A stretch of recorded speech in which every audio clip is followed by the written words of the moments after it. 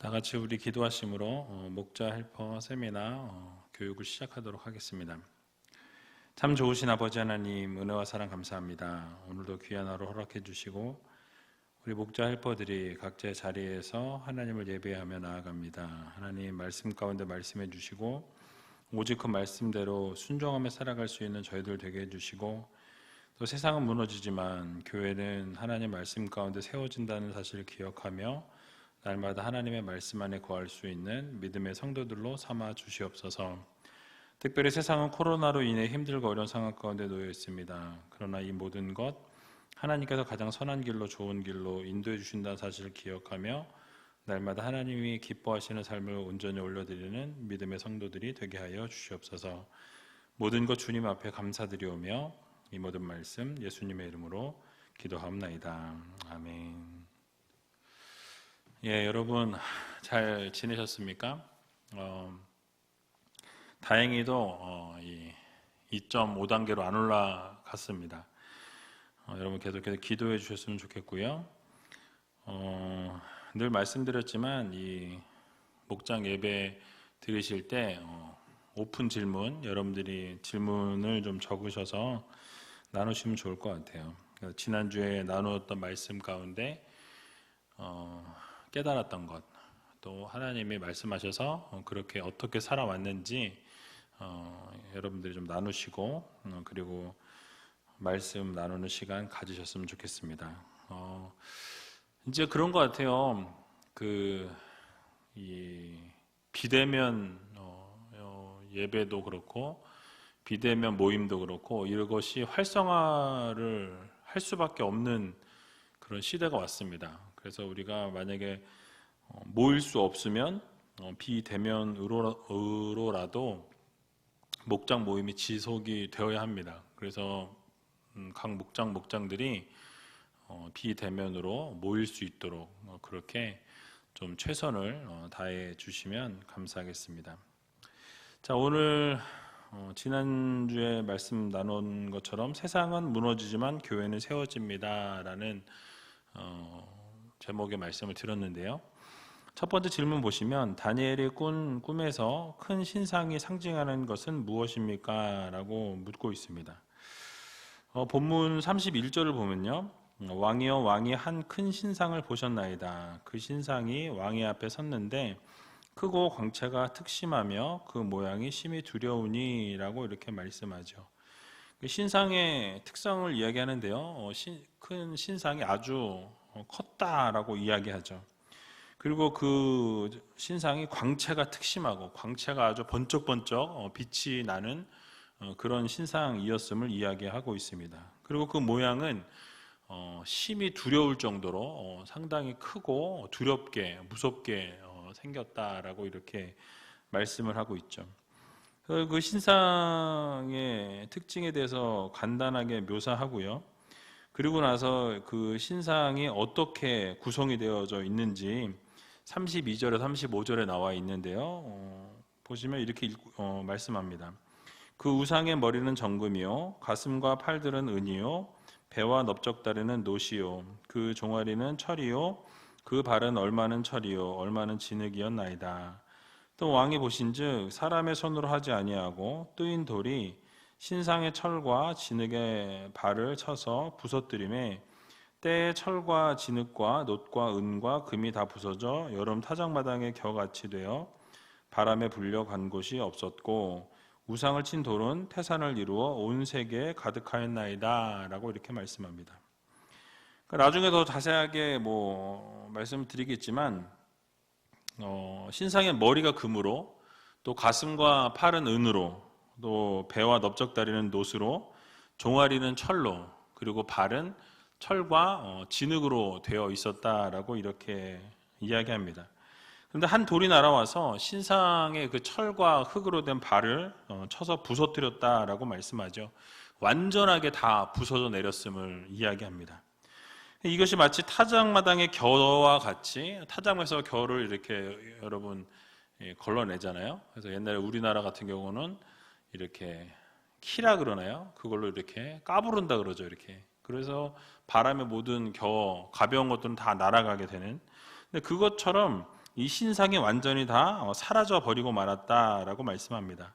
그리고 그 자리에는 무엇이 남았냐면 신상을 쳤던 그 뜨인 돌이 그 자리에 남았는데 그 돌이 태산을 이루었다라고 오늘 이렇게 말씀합니다. 그래서 온 세계에 가득했다라고 말씀하고 있어요. 그래서 이 꿈의 해석을 우리가 보게 되면 이 큰 신상이 상징하는 것은 바로 이 세상을 의미합니다. 그래서 이 세상을 상징하는데 이 신상의 각 부분이 세상에 나타날 대제국들, 큰 나라들을 말씀하고 있어요. 금으로 된 신상의 머리는 느부갓네살이 다스렸던 이 바벨론을 상징하고요. 그리고 가슴과 배, 넓적다리, 종아리, 발 이렇게 쭉 나와 있는데 이 가슴부터는 그 머리에 대한 거는 바벨론이라고 정확하게 표현을 뒤에 보면 나오고 있지만은 그 이후에 다른 표현의 나라들은 정확하게 그것을 언급하고 있지 않습니다. 그런데 학자들이 이야기하고 있는 것은 이 가슴은 바벨론 다음에 서게 될 페르시아 왕국을 이야기하고요. 그리고 이제 배와 넓적다리는 그 다음을 이은 헬라 제국을 이야기하고 있습니다. 그리고 이제 종아리 부분은 그 다음을 이었던 로마 제국을 이야기하고요.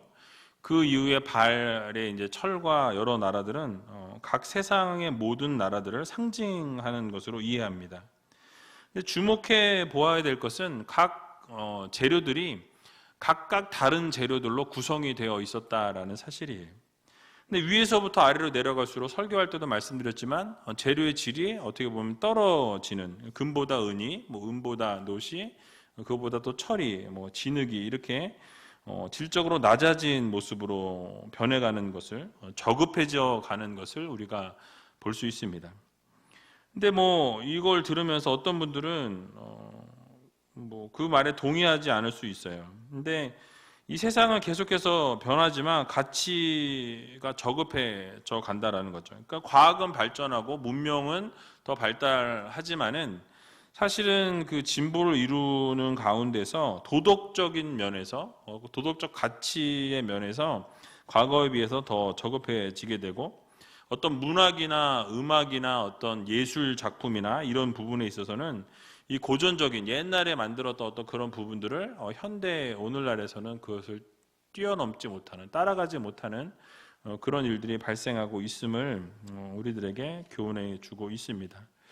그래서 그 이유는요, 결국 물질 문명이 발달하고 과학이 발전을 했지만 세상은 점점 악해져 간다라는 거죠. 세상은 더 문제가 있게 되는 것을 우리는 보게 됩니다. 그래서 어떤 정신적인 부분이나 영적인 부분이나 이 내면의 가치는요, 점점 시간이 지나면 지날수록 그 가치를 상실해가고 저급해지는 것으로 볼 수 있다라는 것을 말씀하고 있습니다. 그래서 우리가 위에서부터 아래로 내려갈 때 금에서 은과 노스로, 철과 진흙으로 이렇게 이루어지는 것을 보게 됩니다. 그러니까 이것이 보여주는 것은 결국 신상이 이 튼튼하지 못한 방향으로 가고 있다라는 거죠. 그러니까 아래쪽에 중심이 있어야 되는데 무거운 게 머리 쪽에 있고 그보다 좀 가벼운 것이 중간에, 아래쪽에 제일 부실한 이런 형국을 나타내고 있죠. 그러다 보니까 아래쪽에 작은 충격을 주기만 해도 부서지거나 무너져 내릴 수밖에 없다라는 것을 우리들에게 말씀해 주고 있는 것입니다. 그 작은 충격에도 결국 이렇게 무너지고 망가질 수밖에 없다라는 거죠. 결국 세상은 파멸에 이를 수밖에 없다라는 것을 우리에게 보여줍니다. 그래서 결국은 불완전한 상태에서 언젠가 무너지게 된다라는 것을 우리들에게 말씀하죠. 결국 이 문제 2번에 보시면 신상을 통해 무너져가는 강대국을 보면서 우리는 무엇을 깨달아야 합니까? 라고 이렇게 묻고 있습니다. 결국 세상 나라의 역사들은요, 다 무너져 내렸던 것을 우리가 보게 되죠. 황금 같았던 이 바벨론도, 또 은과 같았던 페르시아도, 또 놋과 같이 눈부셨던 헬라도, 강철같이 강했던 로마도 결국 종말을 고했던 것을 볼 수 있습니다. 이 세상 나라가 영원할 것 같지만 언젠가는 무너지고 언젠가는 망하게 되는 것을 보게 됩니다. 흔적도 없이 사라진다라는 것이죠. 그래서 우리의 삶도 마찬가지예요. 우리도 영원할 것 같다고 생각했지만 어떤 권력과 부귀와 영화를 누리는 사람들은 그것이 영원할 것 같지만 그리 오래가지 않는 것을 우리가 볼 수 있습니다. 그래서 여러분, 우리의 삶은요, 이 세상에 어떤 뿌리를 두고 이 세상에 우리가 어떤 마음을 두고 거기에를 생각하면서 그 토대 위에 우리의 삶을 세우게 되면 문제가 생길 수밖에 없다라는 것을 말씀하고 있죠. 결국 우리가 마음을 두어야 할 곳은 이 세상이 아니라 하나님 나라에 우리의 토대를 세워야 한다는 거죠. 그러니까 영원히 무너지지 아니하고 영원히 서게 되는 하나님의 나라, 하나님의 말씀 위에 우리의 삶이 세워져 나아가야 한다라는 것을 우리들에게 교훈해주고 있습니다. 영원히 쇠하지 않을 하나님 나라의 소망의 터 위에 우리의 삶을 세워 나아가고 우리가 거기에 소망을 두고 이 세상을 바라보고 살아가는 우리가 아니라 저 천국 하나님 나라를 꿈꾸며 소망하며 나아가는 그런 성도들이 되어야 할 것입니다. 그렇지 않으면 세상은 결국 무너져 내리기 때문에 이 세상에 소망을 두게 되면 허망하게 되고 허탄한 삶을 우리가 살아갈 수밖에 없다라는 것을 여러분 기억하시면서 우리의 삶을 말씀 위에 기초를 세우고 하나님 말씀 가운데 거할 수 있는 귀한 의지의교회 모든 성도님들이 다 되시길 주님의 이름으로 간절히 축원드립니다. 세 번째 질문 보시면요, 크고 광채가 찬란한 신상을 보면서 우리가 기억해야 할 내용은 무엇입니까? 라고 이렇게 묻고 있습니다. 그 신상이 상당히 광채가 찬란했다라고 이렇게 말씀했죠. 이 종아리 이하를 제외하고는 모든 것이 다 이렇게 어떤 금속으로 되어 있었다라는 거죠. 그러니까 빛이 나고 광채가 날 수밖에 없는 것인데요. 그 세상의 한 특징을 말해주고 있는 것입니다. 여러분, 세상은 상당히 매력적이고요. 광채가 나고 아름답고 사랑할 만하고 숭배할 만한 그런 힘을 가지고 있는 것이 바로 세상임을 보여주는 것입니다. 그래서 상당히 빛이 나고 그래서 눈을 뜰 수 없을 만큼 모든 것이 막 너무너무 빛이 나는 그런 세상이라는 것이죠. 그래서 그런 세상이다 보니까 그 광채를 뿌리치기 힘든 유혹이라는 거예요. 아담과 하와도 먹음직도 하고 보암직도 한 그 선과 악을 알게 하는 그 나무의 실과를 결국은 따 먹게 되고 불순종하게 되는 것을 보게 되죠. 그래서 여러분, 우리의 삶을 생각해 보면 이와 마찬가지예요. 우리가 겉으로 보여지는 것은 이 세상은 아름답고 부와 명예와 어떤 권력과 모든 것이 빛이 나고 찬란한 것처럼 보여지지만은 사실 그 내면 안으로 들어가 보면 이 발은 철과 진흙으로 만들어진 것처럼 한순간에 그냥 연약해서 무너져 내릴 수밖에 없는 허망한 것임을 보여줍니다. 세상의 부귀나 영화나 권력이나 영광이나 아름다운 건 역시 오래갈 것 같지만 그리 오래 가지 못한다라는 것을 말씀하죠. 그 당시에 강성했던 대제국들도 큰 흠모의 대상이었고 두려움의 대상이었고 영원할 제국이었을 것 같지만은 사실은 시간이 얼마 지나지 않아서 다 망하게 되는 것을 우리는 역사를 통해 볼 수 있습니다.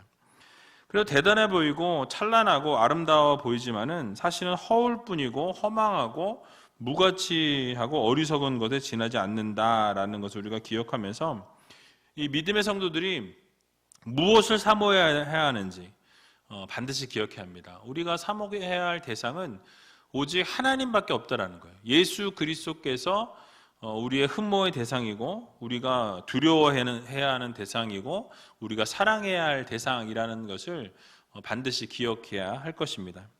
그래서 여러분, 하나님은요 영원하십니다. 그리고 하나님은 이 흥망성쇠를 다 주관하시고 우리의 생사화복을 주관하시는 분 역시 전능하신 하나님 아버지시다라는 거죠. 그래서 우리가 하나님을 두려워하고 하나님을 바라보는 그런 지혜로운 삶을 살아가야 할 것입니다. 그래서 마태복음 10장 28절에 보면 몸은 죽여도 영혼은 능히 죽이지 못하는 자들을 두려워하지 말고 오직 몸과 영혼을 능히 지옥에 멸하시는 자를 두려워하라 라고 말씀하죠. 또 요한일서 2장 17절에 보게 되면 이 세상도 그 정욕도 지나가되 오직 하나님의 뜻을 행하는 이는 영원히 거하느니라 라고 말씀합니다. 결국 이 세상에 있는 것에 우리가 마음을 두어서는 안 되고, 또 두려워해야 될 자는 이 세상이 아니라 하나님이시라는 거죠. 그래서 우리의 몸을 죽이는 그런 자를 두려워하지 말고 우리의 영혼을 죽이실 수 있는, 멸하실 수 있는 여호와 하나님을 두려워하라라는 이 말씀처럼, 우리가 하나님의 뜻을 바라보고 하나님이 말씀하시는 대로 순종하는, 그리고 하나님을 두려워하는 그런 우리 지역의 성도님들이 다 되시기 바랍니다. 자, 그러면 네 번째 질문 보시면, 세 번째가 조금 전에 말씀드렸던 부분이고요. 크고 광채가 찬란한 신상을 보면서 우리가 기억해야 될 내용은 방금 말씀드렸고요. 네 번째, 뜨인도를 통해서 태산을 이루어 온 세계에 가득하였다라는 이 말의 뜻을 우리가 보게 되면요, 결국 이 뜨인돌은 예수 그리스도를 상징한다고 말씀을 드렸습니다.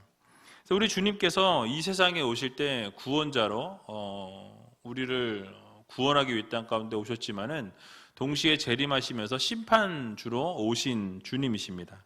그래서 우리 주님께서 모든 백성을 구원하기 위해 오셨지만 그 구원을 거부하는 자, 받아들이지 않는 자들에게는 심판주가 되신다라는 거죠. 예수 그리스도를 끝까지 믿지 아니하고 섬기지 아니하면 결국 심판을 받게 되고 지옥으로 갈 수밖에 없다라는 것을 우리가 기억해야 할 것입니다. 그래서 오늘 본문에서도 보면 결국 철과 진흙과 놋과 은과 금이 다 부서져서 타작마당에 겨와같이 될 것을 말씀합니다. 근데 우상을 친 돌은 어떻게 됐다고 말씀하죠? 태산을 이루어서 온 세상에 가득하였다라고 이렇게 말씀하는 것을 볼 수 있습니다. 이 말씀은 곧 예수 그리스도의 역사를 통해서 이 세워질 교회가 이제 견고하게 세워지고 또 온 세상 위에 우뚝 서게 될 것임을 말씀합니다.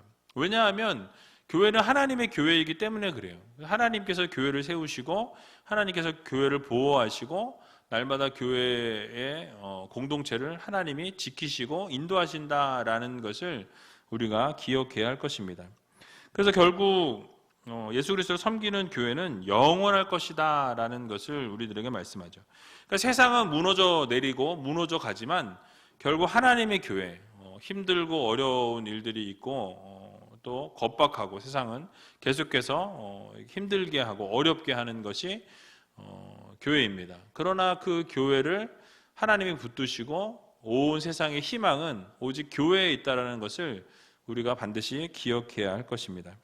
전능하신 하나님께서 인치신 교회를 결국 보호하시고 세상 나라를 멸하시고 그러나 교회는 세우신다라는 이 사실을 모두 기억하셔서 결국은 교회가 세움을 입게 된다라는 것, 하나님의 공동체가 하나님의 말씀 가운데 세워질 수 있다라는 것을 여러분 모두 기억하시고 날마다 지혜 안에 거하고 하나님 말씀 안에 거할 수 있는 여러분들이 되셨으면 좋겠습니다. 그래서 어렵고 힘든 시기입니다. 세상의 편안함과 어떤 유익을 취하는 그런 많은 사람들이 있지만 우리는 그 환난과 어려움 가운데서 하나님이 원하시는 것이 무엇인지 또 하나님께서 기뻐하시는 것이 무엇인지를 분별해서 정말 하나님의 나라를 세워가고 하나님이 기뻐하시는 뜻을 세워가고 믿음을 지킬 때 결국 하나님께서 우리의 삶을 책임지시고 결국 온 세상에 태산과 같이 이루시고 세우신다는 것을 기억하면서 날마다 주님의 뜻대로 살아갈 수 있는 저와 여러분들이 다 되시길 주님의 이름으로 간절히 축원합니다. 우리 같이 기도하도록 하겠습니다. 참 좋으신 아버지 하나님, 은혜와 사랑 감사합니다. 오늘도 귀한 하루 허락해 주시고 또 이렇게 목자 헬퍼들이 함께 온라인으로 교육을 받을 수 있도록 은혜 주신 것 감사합니다. 어려운 상황 가운데 있습니다. 함께 모이고 싶어도 모일 수 없는 상황 가운데 놓여 있으나 하나님께서 가장 선한 길로 좋은 길로 인도해 주시고 속히 치료제와 백신이 개발되어서 온 세상이 편안하게 서로 만나고 교제하고 사랑을 나눌 수 있는 귀한 날이 속히 올 수 있도록 하나님께서 은혜 나리워 주시옵소서. 또 우리 목자와 헬퍼들 건강을 책임져 주시고 목원들을 섬길 때에 기쁨으로 섬기게 해주시고 또 어려울 때마다 힘들 때마다 하나님을 바라며 구하며 이 모든 것 뛰어넘을 수 있는 믿음의 자녀들 될 수 있도록 하나님께서 도와주시옵소서. 특별히 연말입니다. 이제 2020년도 한 달이 채 남지 않았는데 남은 시간 동안 하나님 동행하시고 가장 선한 길로 좋은 길로 인도해 주셔서 하나님의 뜻이 우리의 삶에 온전히 이루어지고 하나님 기뻐하시는 삶을 올려드릴 수 있는 믿음의 성도들이 다 되게 하여 주시옵소서. 모든 것 주님 앞에 감사드리오며 이 모든 말씀 예수님의 이름으로 기도하옵나이다. 아멘.